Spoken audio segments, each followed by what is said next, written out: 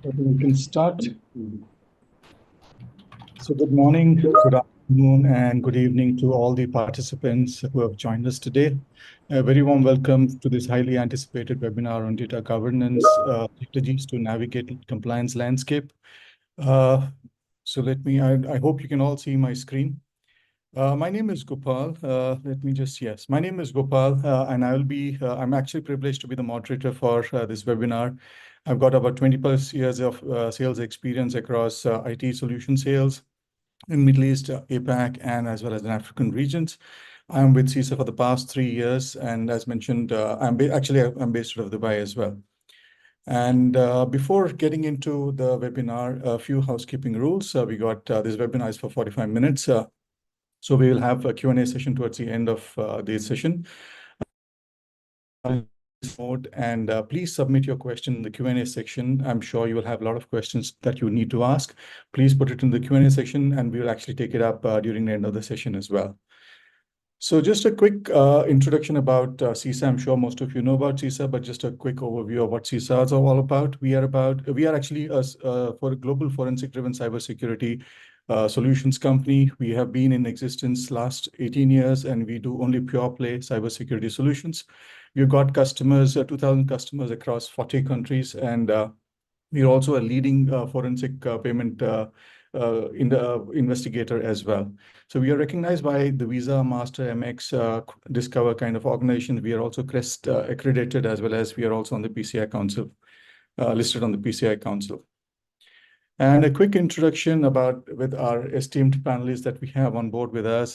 First is Farhan. Farhan is the VP of Cybersecurity for Governance, Risk and Compliance, and Aircraft Cybersecurity with Qatar Airways. And Farhan has got 10 plus years in risk compliance and security leadership roles across, if I'm not mistaken, not only the airlines, even from BFSI as well. He's got wealth of knowledge across the various industry verticals, as I mentioned earlier, and he's been adept in setting up global security practices and is also a thought leader in security space. And then we're also joined in by Rajesh Adla, who's the Executive Manager, Information Security with a leading bank in UAE. He's got 15 years of professional involvement in information technology and information security. So his expertise is in information security functions and overseeing global compliances across 12 branches spanning Middle East, Europe, Asia, and America. And then we have a third speaker, Prabhu Narayan, who's the VP of Data Security with Data Security and Governance Business with SISA. He's got about 25 years of experience, IT experience, and 16 years in cybersecurity alone. He's held leadership positions in various organizations like IBM, Cognizant, Wipro, and Voya, to name a few. So I'll just give a quick context of why we are doing this particular webinar. Just a quick backdrop is because as on January 2024, around 160 countries, self-governing jurisdiction, and territories worldwide have adopted comprehensive data security and protection laws and regulations. This is not just a global trend, but a crucial aspect for every business of all shapes and sizes, regardless of the industry, whether you're in healthcare, finance, or technology. Data protection is of significant importance for all of us. Today, the primary objective is to shed light on the upcoming compliance or the ever-changing compliance requirements and regulations in the world of data privacy, where the organization should actually begin their journey. We are fortunate to have our esteemed panelists on the call today, who, with their wealth of experience, will actually give us some insights on the data governance and compliance policies that they have actually implemented in their organization. So while actually they have done that, I'm sure they also kept it flexible enough to accommodate new ones and transition them to them smoothly as well. As mentioned earlier, we encourage you to ask questions. So throughout the webinar, using the chat feature, we'll take it up during the end of the session. So let me start with the first question. I think I would like to get Farhan to answer that. Farhan, you handle the security strategy for the world's leading airline organization, which operates almost in every country, I'm sure. So what are the emerging trends in data privacy and compliance and governance across these regions? Sure, thank you very much, Ram. So I think in summary, the emerging trends do tend to focus on the latest focus around artificial intelligence. But from a trends perspective, I am saying people should go back, and we do all need to go back to the foundations. What's our data classification? How does that want to be used? How do we ensure that access is following the minimum rights principle? So you can treat, in essence, an artificial intelligence algorithm in the same way that we would historically have used a RPA robot or a actually human intervention. How do you ensure end to end that your data has got integrity, and how do you ensure that? And with the trends is around making sure that we stick to our foundational controls around data classification, access on a need-only basis, follow minimum right principle, ensure that you detect unauthorized changes, and you have appropriate governance in place. So having a good, well architected framework essentially of what are your suite of controls, how do they map to your regulations, and how do you know what is the lineage of your data all the way through, is essentially going back to basics. And I'm seeing the trend is to use the basic foundational controls that we know to be able to govern and being able to assess how does emerging technologies and associated emerging risks come into an operational environment with effective controls.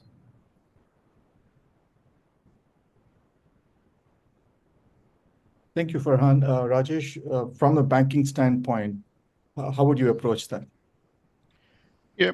Firstly, thank you, SISA, for inviting me for this webinar. It's really important to most of us to look at the data governance aspects in the organization. So from the leading banking industry perspective, first we need to see it in a way that we are collecting a lot of data from the customers. So we need to understand how we can protect this particular information in the organization in a best practices perspective. Then comes to the compliance and other regulatory requirements. So when we are seeing there is a having these data privacy regulations coming in for a lot of countries. UAE and Bahrain was the forefront to introduce these data privacy laws in their countries, and the other countries in GCC are following the same. So from a data privacy standpoint, there are three key things that I would like to see. I would like to focus on this particular webinar from a data governance perspective. The first one is that data minimization and the consent. This is the trend that most of the organizations are following to minimize the amount of data that we collect from the customer to provide the services. That's one key principle that every organization is adopting at this point of time.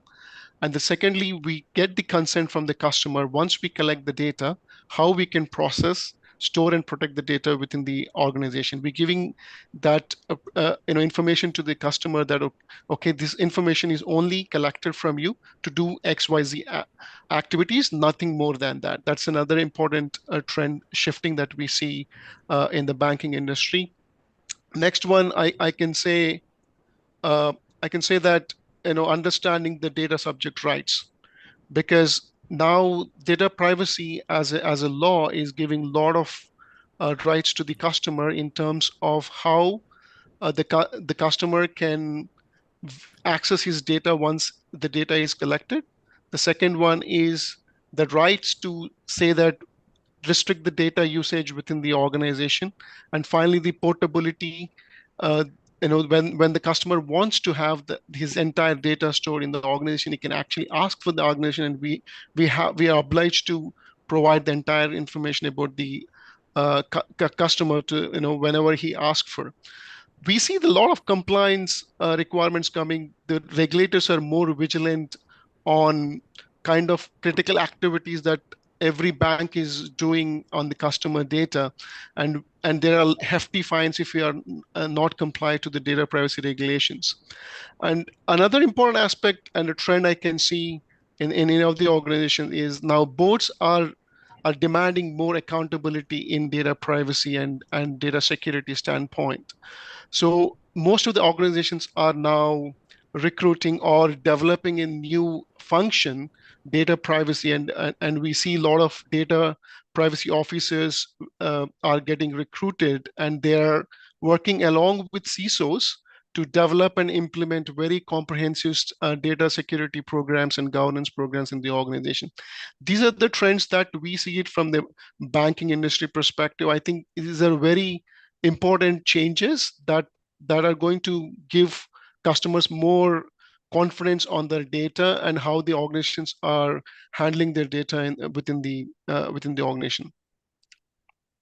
Thanks, Rajesh. I mean, you've heard Prabhu, you've heard somebody from the airlines industry and some viewpoints from the banking, from a solution provider standpoint, right? So you understand what these challenges are. I mean, do you have probably one size fits all or one standard approach or one single suggestion that you would actually give that you would want to get it implemented? Yeah, so definitely.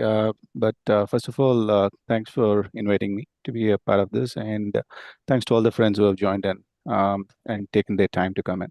So just to resonate back what Mr. Farhan and Mr. Rajesh was talking about, right? So effectively, if you talk about one solution fits in all, it's not going to happen because we are trying to looking for a magical silver bullet to address the problems, which is not going to happen. Because if you really look at it, Farhan was talking about CAA perspective, protection perspective, while Mr. Rajesh was also talking about privacy perspective and all. So effectively, if you really look at it, all these solutions are in a way more of a standalone type of a solutions which you do and they cater in for certain specific needs, right? So effectively for protection, encryption and all that stuff which you're talking about, anonymization compared to the privacy of the data lineage which Mr. Farhan was also talking about.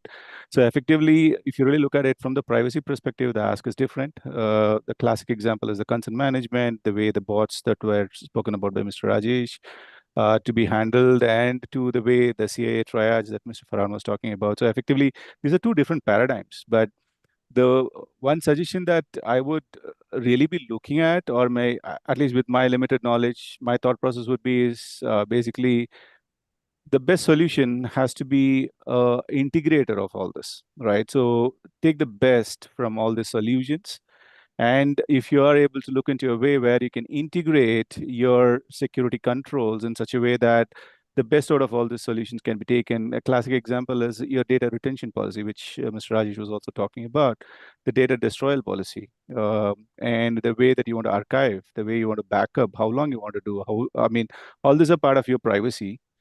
And in the top of it is where the protection comes into the play, like how you are storing it. You cannot store it in plain text. How do you want to protect it via anonymization or maybe whatever techniques that you're trying to use, and data being prevented, the data leaks being prevented from your side, right? So effectively, if you really ask me where we should be heading towards to and trending towards to, the best thing is take the best of all these worlds and try and see to get in a solution, because you cannot be developing all the solutions. So effectively, you have to look at a way how you can integrate with the solutions seamlessly and try working with it. So that would be my thought process into this. Thank you.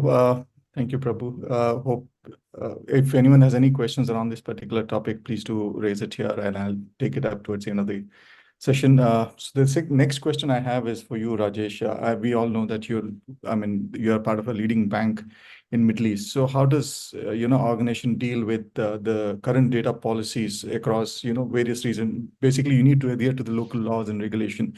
And sometimes when you have branches across these multiple countries, you have different regulations. So how do you handle that? That's a very important and very tough question to answer, because if you're a bank, you're being regulated from a central bank and also all the local authorities within the country as well. And if you're operating outside the country, even the regulatory authorities from those countries. So how do we do it in our organization is like, first, to identify all the relevant regulatory requirements in the country as well as the countries that we operate from. We need to have a very comprehensive assessment to understand what kind of data regulatory requirements are there in the that are going to affect the organization, and have an inventory of it. Example, let's say in UAE, we see there is a data privacy law, and we have CPS, Consumer Protection Standard from Central Bank, and we have outsourcing regulation, the kind of how we can outsource our services and what kind of a data we can share it with outsourced parties. We will develop all the relevant regulations that are applicable for the organization. Then we perform the gap assessment. The gap assessment will make us understand that where we stand in terms of the policy's perspective and what is the gap that we need to address from an organization standpoint. Once we have the gap, now we move to the gap remediation. And gap remediation can happen in two ways. As Farhan and Prabhu explained before, the gaps can be remediated by using the cutting edge technology, which can bring the new capabilities to protect the customer data more efficiently to meet the regulatory requirement. And the second one is process enhancement. Process enhancements are something like, you have an existing process where you see there is a gap of protecting the customer data that you're collecting it, and we can change the same thing, data minimization principles, to minimize the kind of data that we're collecting from the customer. So I'll give one example for a technology angle and the process angle. For example, I say we have a data classification technology or solution that we can take it to classify the data in the organization. Because the problem is, if you have a legacy data lying in the organization, it's very difficult to go and manually classify each and every data point. So we can take the leverage of the data classification discovery solutions to discover and classify such data that will enable you to meet the current regulatory requirements. The second one is a process-related example that I have to give. We can implement DPIAs and ROPAs to identify the data privacy-related requirements and the gaps related to it, and implement the process changes and security controls to meet the regulatory requirements. These are the two aspects that I see from an organization point where we compare with the current policies against the regulation and try to mitigate the gaps that we have.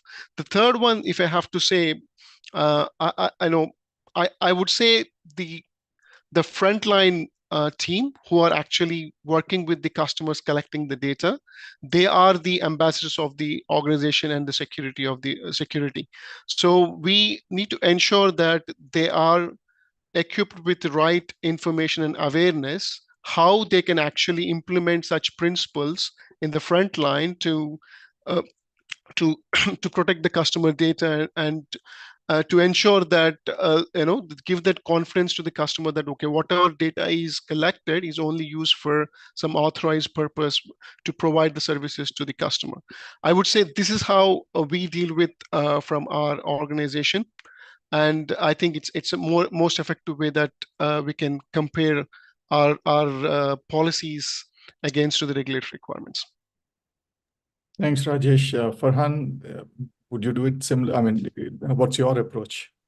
So it's kind of going back to the, I'd say the judicial manner of defense in depth. So what do you have from people, process, and then technology? So obviously starting with basics, understanding and having the policies around data classification and how to treat data, whether it's PII, PCI, or what we would say commercial sensitive data. And with the classification of data, there are tools out there that we use. So we do use Microsoft AIP for that automation element, as Rajesh mentioned, where you have the legacy unstructured data. How do you go through all of that, scan it based on keywords and identification? We use SISA radar as well as a second level on that, even though we have PCI scanning also in our data loss prevention tools, and also on the Microsoft we can build in the PCI scanning, but SISA radar gives another lens and another view. So these are done in a defense in depth manner, and that's coupled with, and I think probably Rajesh mentioned,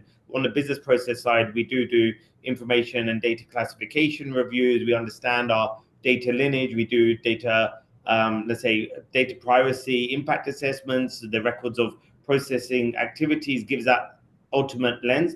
And over the last 5 to 10 years, as we moved onto the cloud, it's helped large organizations that have got the legacy infrastructure, the legacy applications, to make sure that they are as compliant, because if they do want to have any connectivity to the cloud, when we started designing the landing zones, the encryptions, the key management processes, we did say, let's go into the criticality. What does that mean from a data lineage perspective, and how do we have that assurance end to end that the data is secure in transit, in use, and at rest. So ultimately, that whole data governance journey does go back to that the defense in depth perspective. We do apply zero trust principles there around putting in information barriers, making sure that we mitigate from insider risk as well. But essentially, it's very aligned to any other cybersecurity theme that we will look at a suite of controls and how do we mitigate that. That's overlaid, I think, to your earlier question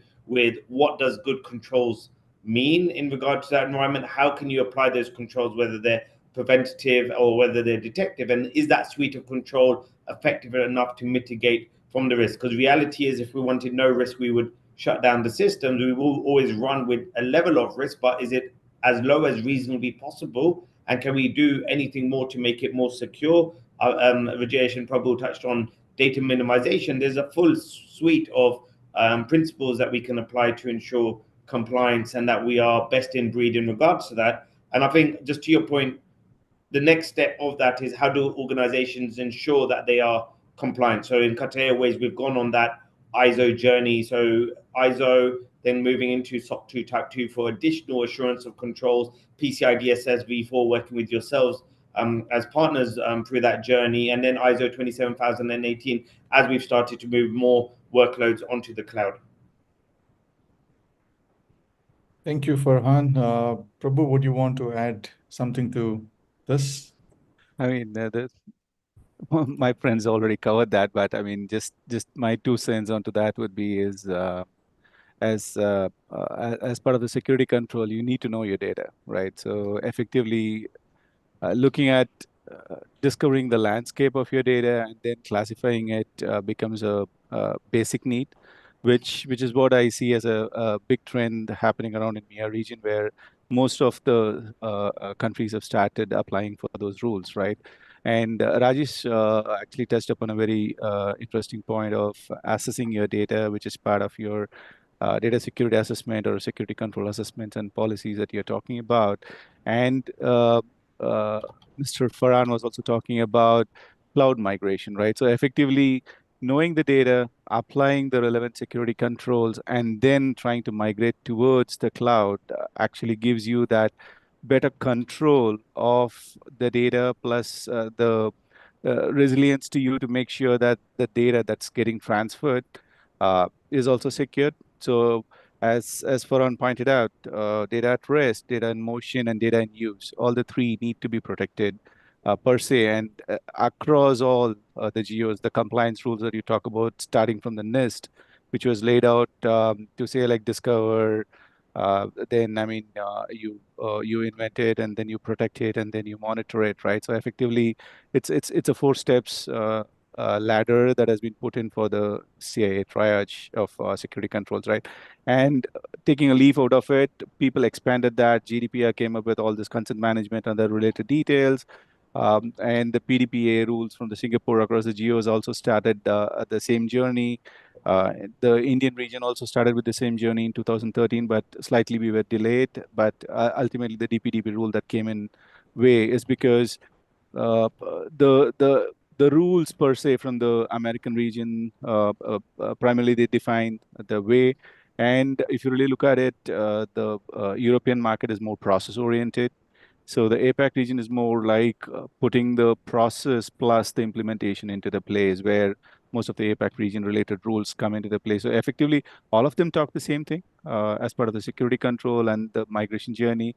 But the base to it is you should know where your data lies. So that's a base, and you should classify it and have it protected. So that would be my take on that. Thanks, Prabhu. You mentioned about data classification. So I know certain regions, like especially Qatar, has mandated data classification has to be done, but not more so across the other regions. But just wondering how important is data classification in this data governance journey? See, Maybe. definitely, like I mean, as you've been hearing, Mr. Farhan and Rajesh all talking about, one is leading airlines head, and the other one is leading bank head, right? From the security perspective. So effectively, they are talking about classification as a base. And in fact, as a secondary control, Farhan made it a point that classification has been also implemented apart from the AAPs that has been put into play from the SISA side, right? So effectively, if you really look at it, knowing your data is the first thing, and the security controls ROI basically depends on whether the data that you have discovered is sensitive or not, right? And that is where the classification really comes into the play, because it's no point protecting the whole data, right? So effectively, there are insensitive data or non-sensitive data where we are really not worried about, because it's not going to have any compromises with respect to your organization, right? So effectively, you're more worried about the data that can compromise the sensitivity within the organization, like IPs, your win numbers, SSN numbers, and all that stuff, where you can have exposure towards the individual and all that stuff. So which primarily the enterprises are more worried about. So that is where the classification plays a main role. And the basic need for classification is basically down the lane, the data retention policies, data archival policies that have been implemented to data deletion. When it comes to the data deletion, there is no specified rule per se, right? And even though we are the heads and we know that as per the policy, it says that it's going to be, you can delete the data after 5 years or 10 years as per your enterprise, this thing. Look at the legal departments, right? The legal departments, maybe a lot of cases, sensitive details of the cases can be used even for references after 40 years, 50 years. So there is no specific way to say like whether I can delete my data or I should be holding on to my data, right? So effectively, based on these type of classification sensitivities that's being applied onto the data, that actually gives in a paradigm to you to know like how much of a sensitive information is flowing through your departments or through your enterprise, and it helps you to make an informed decision to say like how long you need to protect it, or it should be protected for life, or the way that you are looking at it, right? So that is where I see the pretty importance of classification, which everybody is recognizing around the world, and they have started implementing it towards too. Thanks, Prabhu. Farhan or Rajesh, would you want to add anything there?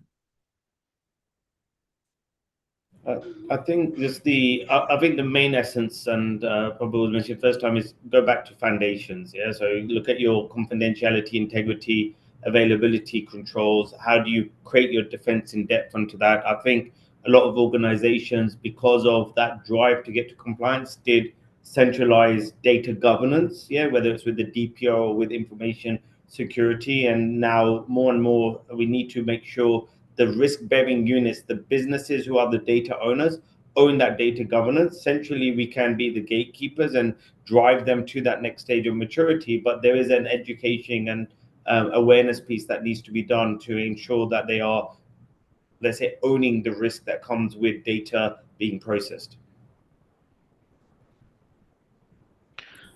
So I think Prabhu and Farhan has covered most of the ground, but on top of it, I just want to add a couple of things.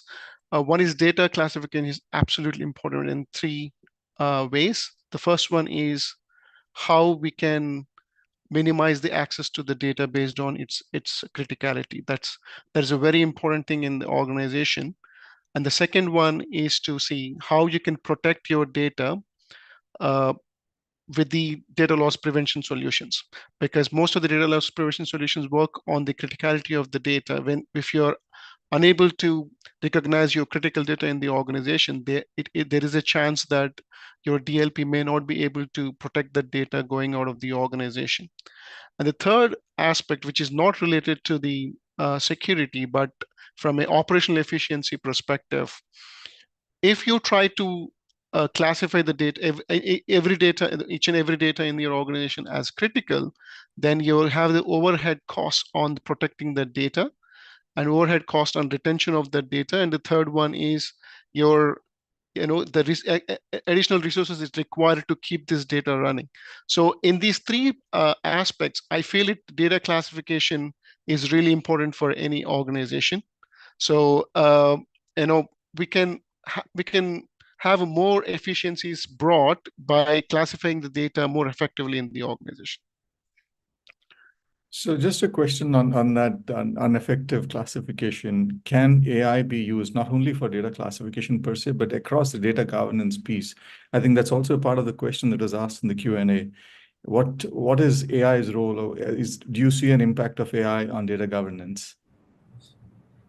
So I'll go first if I can. Just on that, so we are leveraging to review AI. Obviously, AI does give us some insights at the moment. So I would argue that the tools that do data classification were always AI.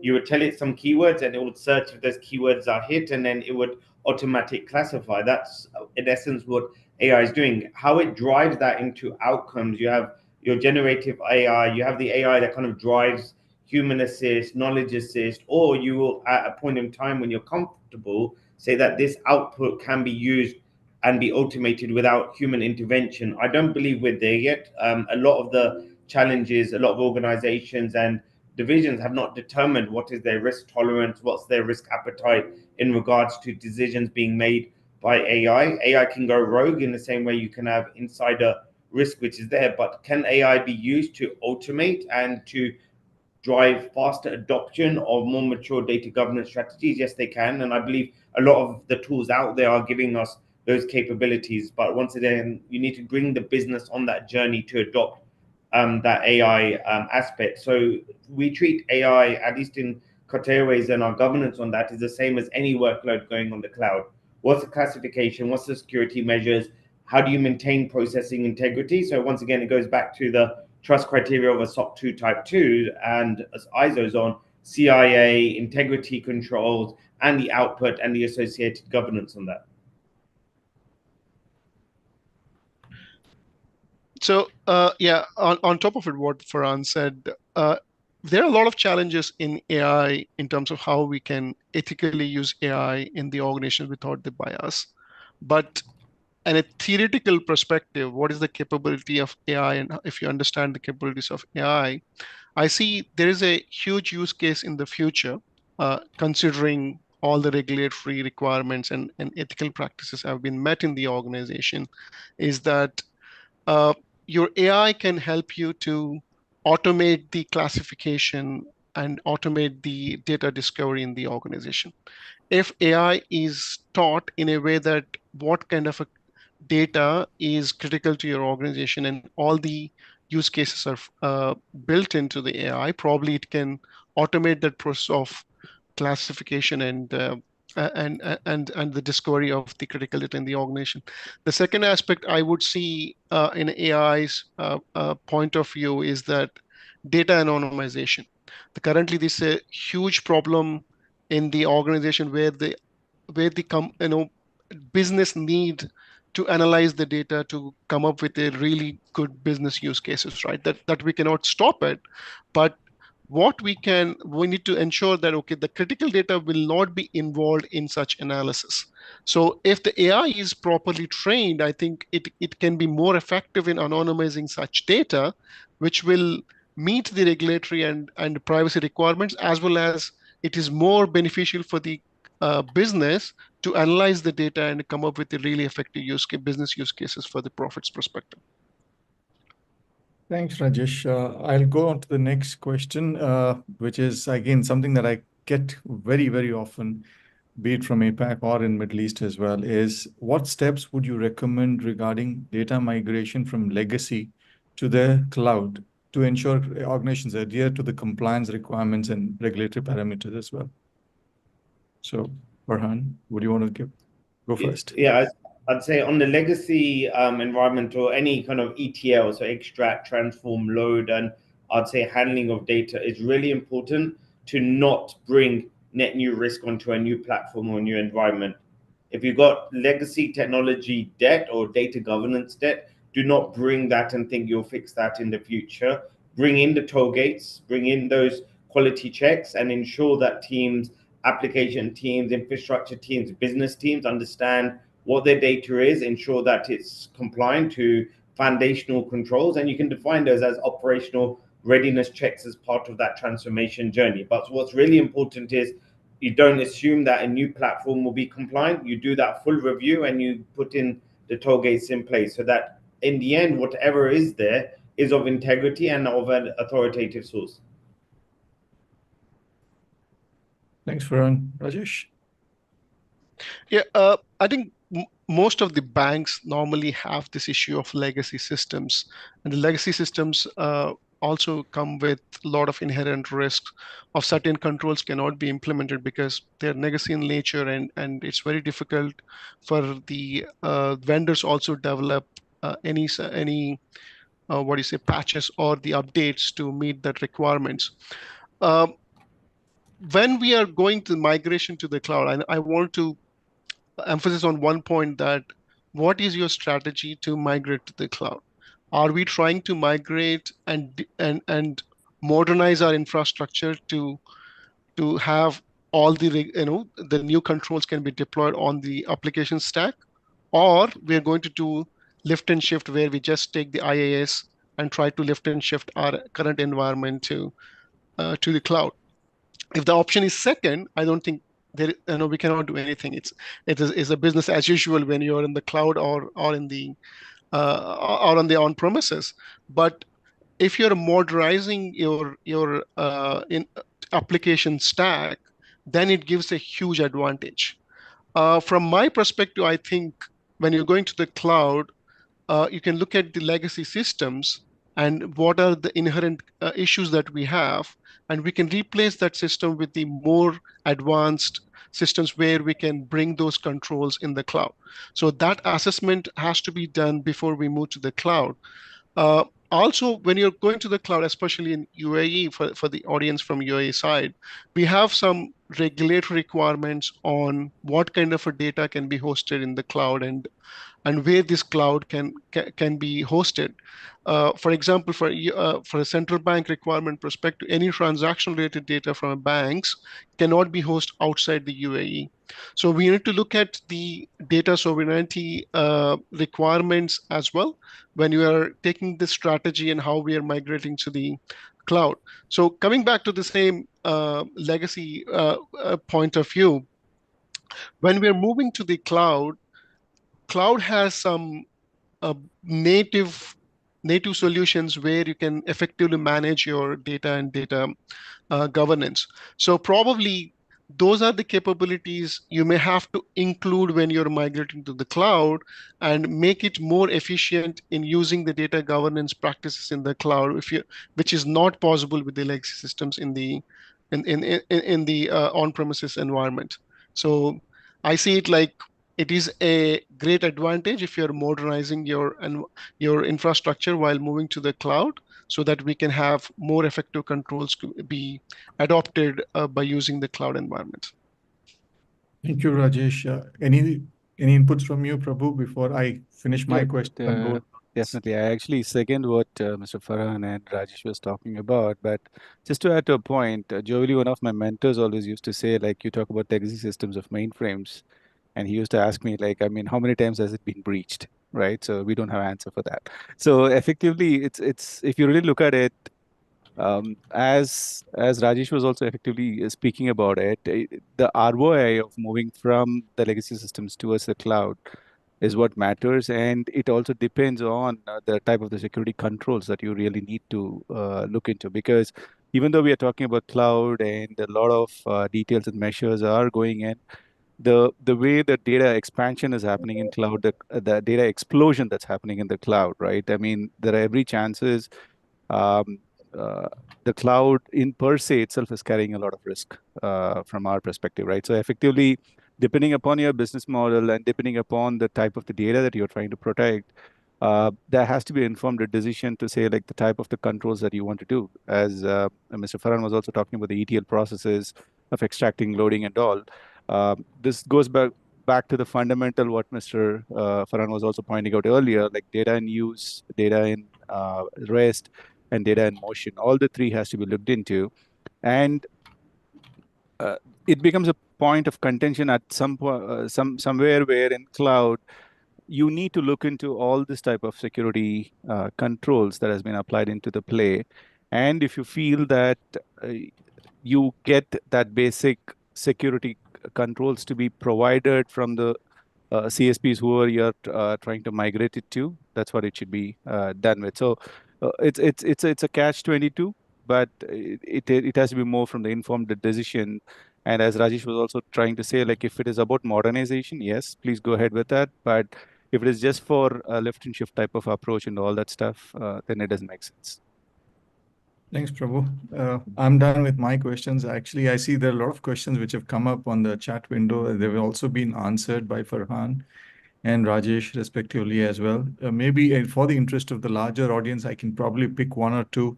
Maybe you can just help answer in this thing in person. Is what is the data governance? How is data governance strategies important for SaaS providers? I think Farhan, you responded to that. Would you? Sure. Thank you, Ram. Yeah, so I think in essence, for SaaS providers and others, the only element you need to consider is how do you get assurance of the controls they put in place. That tends to come, and the industries tend to move to making sure your cloud and SaaS provider has SOC 2 Type 2. It still comes back to basics around security on the cloud and in the cloud, and data governance is the same theme. You need to understand what data is flowing, is that data encrypted, and where that data is. There's been a lot of discussion around data processing, data sovereignty. What does that mean in regards to having a data border? What does in-country processing really mean? So when you do an assessment working with a SaaS provider or any third party, you should ensure you do basic data flow diagrams.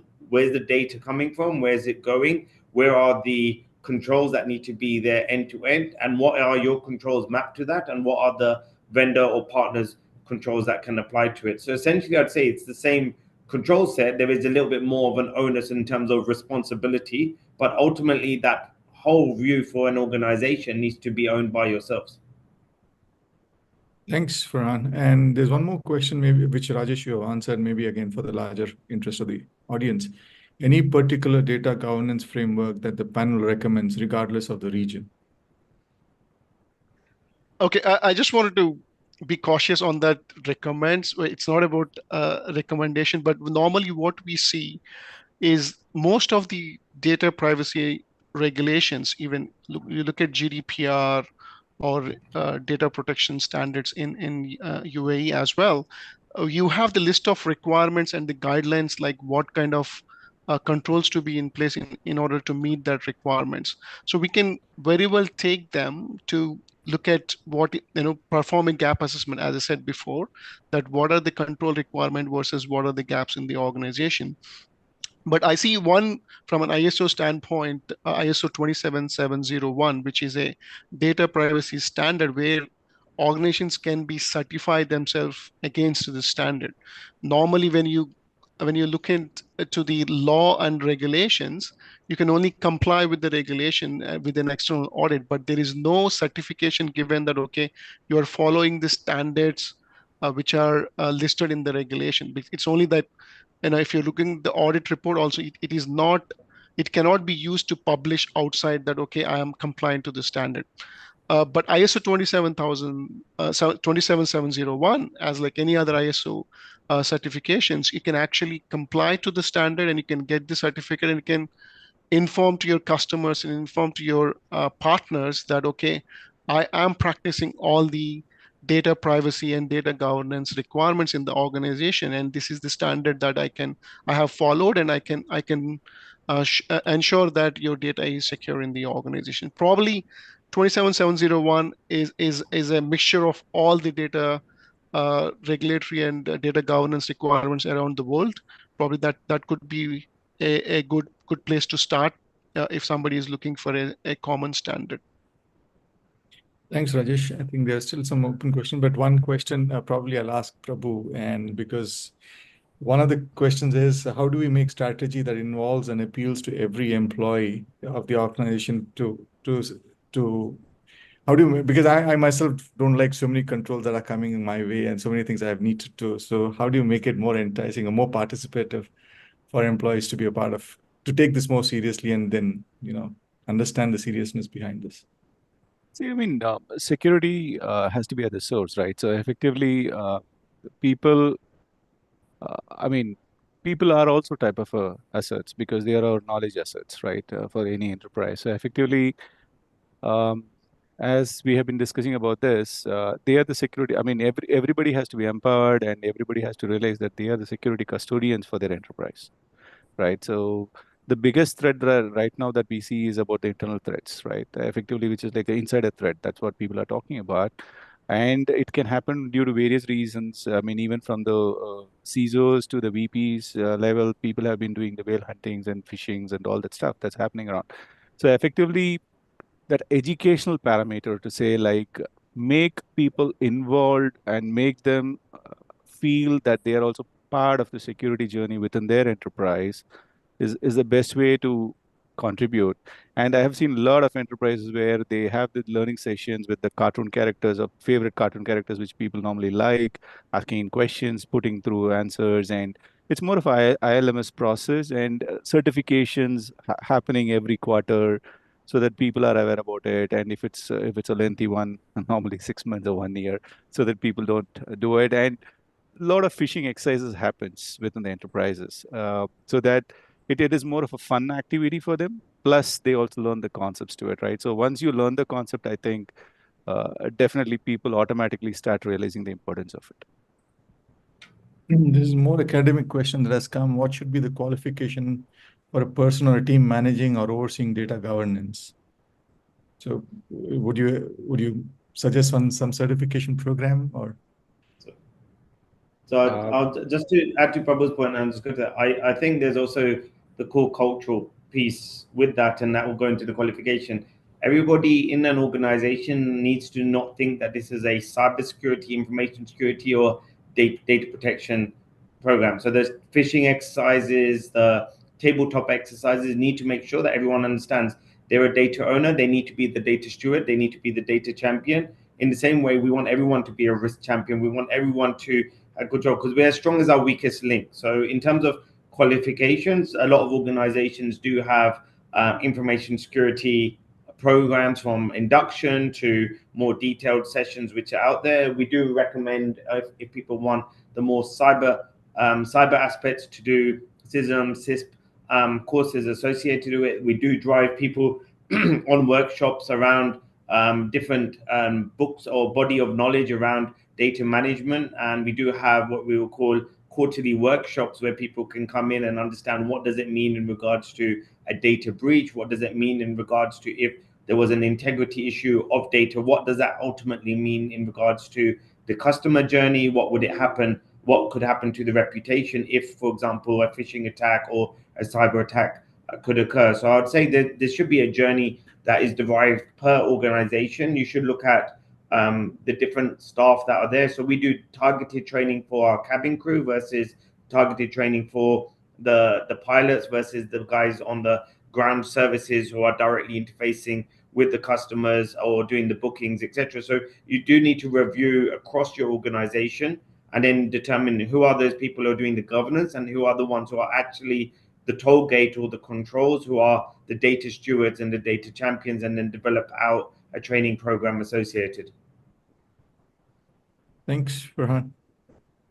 Yeah, just to answer that question on the which qualification should be attained to be a better data governance guy, I think probably it's the answer is that first of all we need to understand the criticality of data of the organization.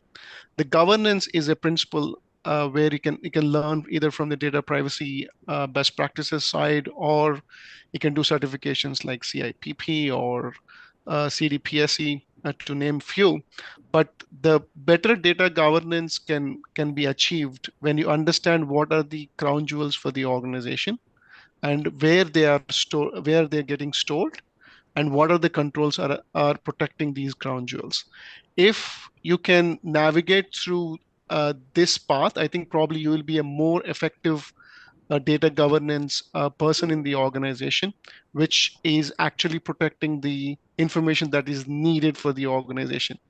We see most of the times data governance is trying to protect entire data in a different way rather than looking at the control to control the most important data that is required for the organization. So I would say please go back and look at what is your business core operations and what kind of data is utilized for that core business operations, and try to protect that data and make the governance around it. Governance principles you can learn either from Google. Now you have ChatGPT by itself. You can type in that what are the best governance principles they can give, but adopting it to your organization is what the data governance specialist is going to bring into on table rather than and getting the certification, in my opinion. Thanks, Rajesh. I'll take one last question, which I think Farhan has already answered, or there's one open question, I believe. Yeah. No, I think which I found it interesting as well, is sensitive data might be residing in your backups too. And I believe mostly which is least protected and ignored. So is there any compliance mandate to classify this data residing in the backups? So, and standard, what I would call IT or IBTRM controls that have come out from banking regulation best practices always say that you need segregation of duties. So essentially there are checks and controls and regulations associated that would say that your production administrator should not have access to the backups. Yeah, in case if they were a man in the middle attack, they should not, in essence, drive through a change and then delete the backups that would have the audit trail of those changes. The other side of that also is when you look at your backup strategy, that should come under the privileged access management control. So where's your segregation of duty? Where's the monitoring of changes? How do you ensure access is on a need-only basis? So the same principles apply there. And then now with the more connected world and where ransomware threats are going, look at immutable backups, ensure that you have got data that is always immutable and you know what your backup resiliency points are. But there are regulations out there. I would say they all align to industry best practices around making sure your backup is encrypted. There's words used such as being air gap, but you need to look at your whole disaster recovery RTO, RPO view. You need to have your privileged access management controls, and these are all foundational controls which cover backups. Backups is actually deemed in many organizations as the same as production. So if you've got production access controls, you should have the same level of controls on your backup as well. Thanks, Farhan. I think we are done with the questions as of now. And this brings us to the close of the webinar. Thank you, Rajesh. Thank you, Farhan. And thank you all the attendees who have joined us. I hope it was quite knowledgeable session for all of you. And if there are any questions, please do let us know and we'll be more than happy to answer that. And I'm sure there's a link that will be floated and shared with across each one of you as well, if required. Thank you so much again, once again, Farhan, Rajesh, Prabhu. Thank you so much. It's a pleasure. Thank you. Thank you. Bye. Goodbye. Bye-bye. Thank you, everyone. Bye.